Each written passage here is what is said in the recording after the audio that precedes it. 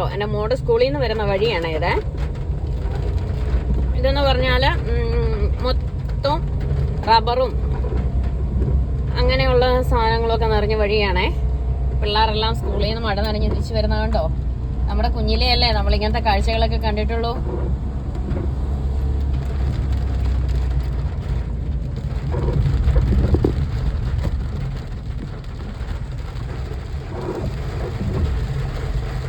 ഉണ്ടോ, മഴയുടെ ശക്തി അധികരിച്ച് വന്നുകൊണ്ടിരിക്കുക.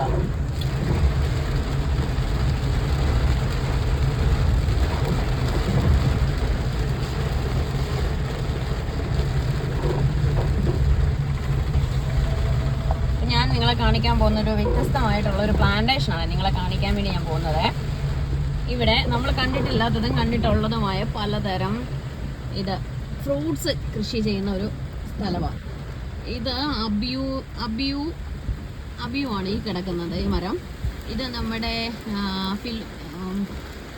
ഫിലോസാൻ അബിയു, dragon fruit, ഇങ്ങനെയുള്ള സംഭവങ്ങളെല്ലാം കൃഷി ചെയ്തിട്ടുള്ള ഒരു ഫാമാണേ.